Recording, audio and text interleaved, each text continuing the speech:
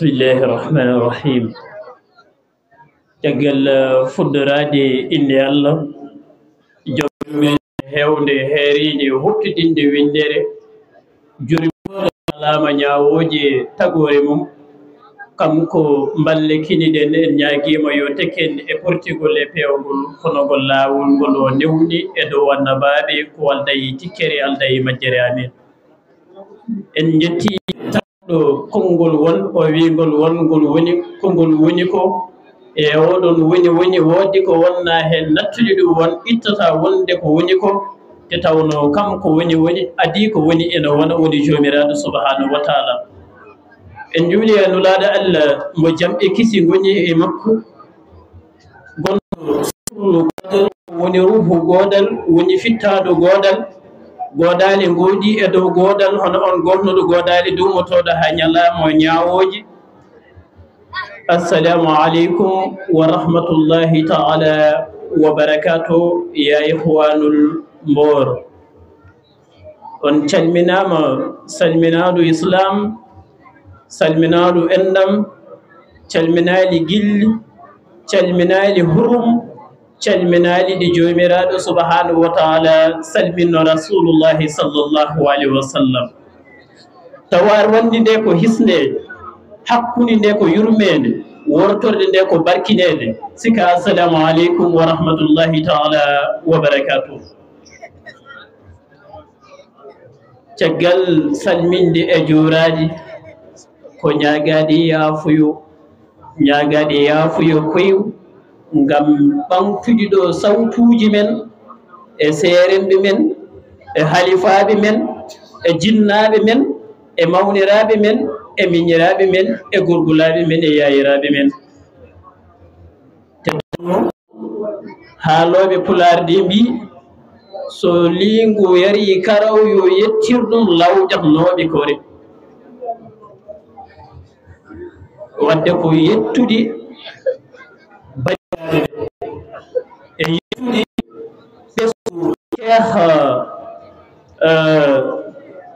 ɓesngu cheikh ahmadou mayram ndiaye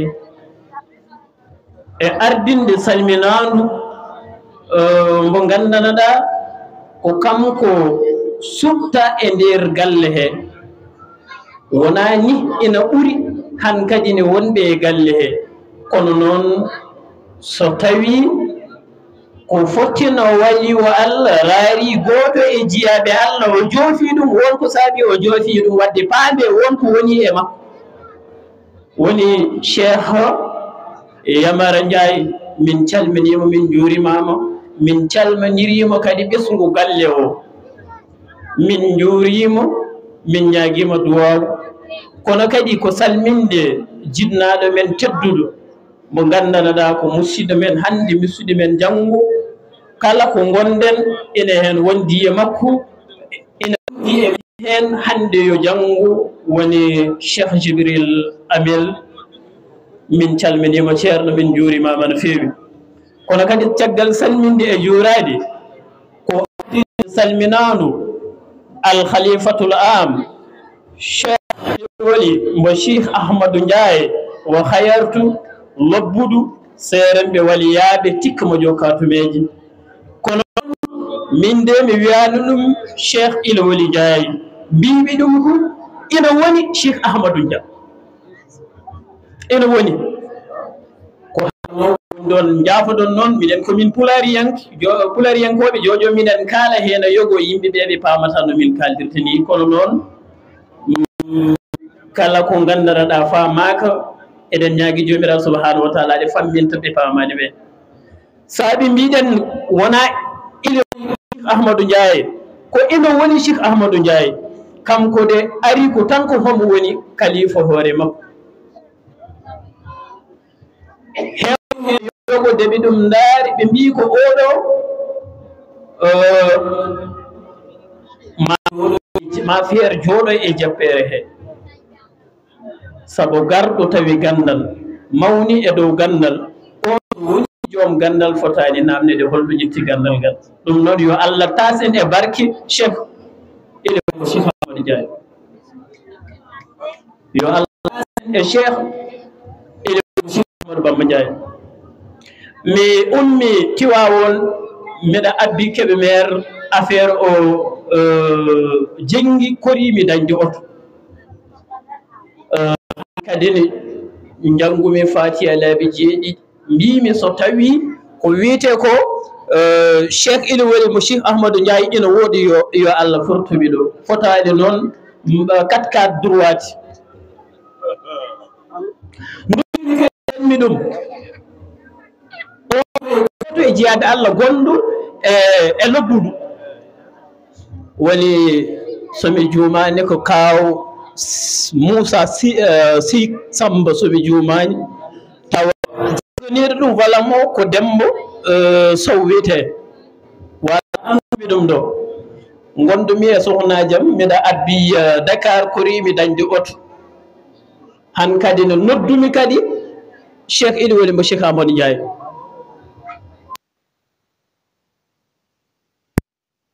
Samba hayti amen noddi amen mi kamata hono ngabbi ɗon mbimi ɗon mo imi joog hay mbuɗumi yoɓani wadde fof koye barke alkhalifatul am Cheikh Ilimweli mo Cheikh Amadou Ndiaye yo Allah ɓoyni ɗum e jabbere he ya barki salatu ala nabi kono kadi ko yettude bandiraɓe ɓe te tawno ɗo Mboro gonɗo watti laaɓi men ɗiɗi ko garɗen ɗo e Mboro tawa ko kocciti baɗi ni wonno sababu noon ko jinnaɗo men o kam ko wonɗo sababu garal men ɗo e Mboro wadde so tawi en gari ɗo en teddinirama ɓamtude ɗo konngol e gueese jinnaɓe men e seeremɓe men yoɓe paamde so wonana yamirore en ɓamtata woni noon aduna de woni ɗo ko jaggu jaggu ko ya jaggu e joni sa jaggi e joni joni koko jagguma sa jaggani e joni joni koko jagguma ɗum noon jagga e joni gueɗe jagganode joni jaggani ma ñaata Allah juuli bol wat ko ya waɗan yananema sa waɗani yananema ka ɓaɗateɗo yananema sa waɗanani yananema ka ɓaɗateɗo yananema ɗum noon waɗan yananema gila waɗaka yananema ñaata Allah juuli bol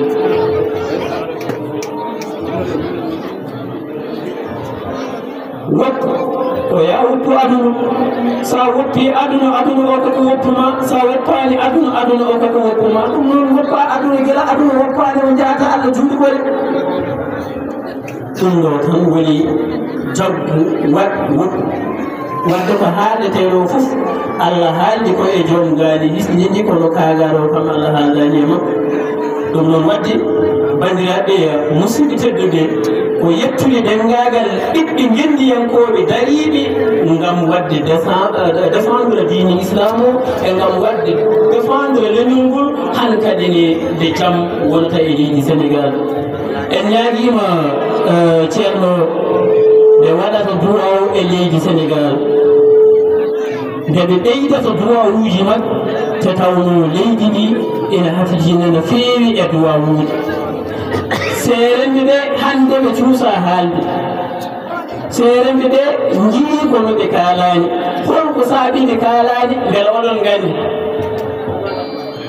oɗon gandi ko saabi ɓe kaalani woto wonɓe caggal leydi ɓe gandanaɗa woto wonɓe ɗo heɓe ɗumen totta surluji heɓe ɗumen nelda kalisaji yoɓe ƴatto halifaɓe diine ɓe ko ɗum ɗon min cali hande min cali jamma internet o bonni hande sukaɓe ɓe manquement de l'éducation fof noon ko koye almudagal yo Allah rokkuɓe men wonde almudo to tawno kala mo wonani almudo a wonata ceerno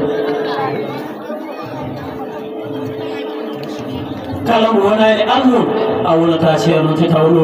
ɓiɗɗo so laaɓi juuɗe fof en jiɗata jiɓinde ɗum kono kam woni o yo Allah muslu en ala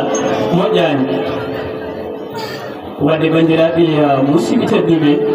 en jetti dengagal délégation garduɗo e ceerno en juurima kadi loppuɗonaɓe kala e inde alkhalifatul am eɗen jiiɗi yahade toon jinnaɗo men ɗo jooɗiɗo kaw Cheikh Lamin en jokkodiri e makko gila gammu rowani oɗo yeeɗo ñaagiɗen ɗum duwaw tawtoreɗen gam mo hikko te tawno rowani jinnoɗen ko arde donkuɗen o rokki men duwaw wimen Allah no wawi mo wuuri tawtoreɗa ƴeew tan ɗum ɗo garmi tawtodirmi e makko ɗo wadde heno yogo e waliyaɓe Allah so Allah ina ɓe naɓo ina mumen wadde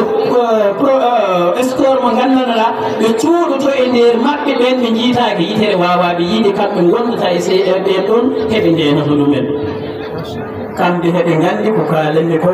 te tawno en jiiɗa ɓemde te tawno on ɓaŋi wona surɗu meɗen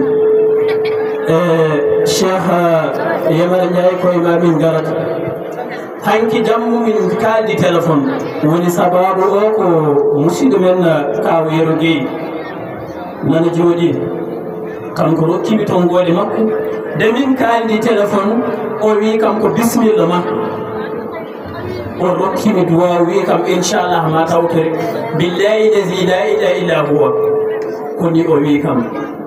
de ko mi siwana ɗum waɗandi confirme wonde mami tawtore gammo sabu tawi ko mbeɗa jogui haajuji no kewɗi ɗi gandanɗa probléme ji e dow probléme ji banggue fof aɗa toon nodde ɗum noon oɗon jarno oɗon jaafote tawno hewɓe ene jiiɗi haalde ene jiiɗi yawtinde kono noon haaloɓe pulaar ɗe mbi teddugal daasi tawi ko roñete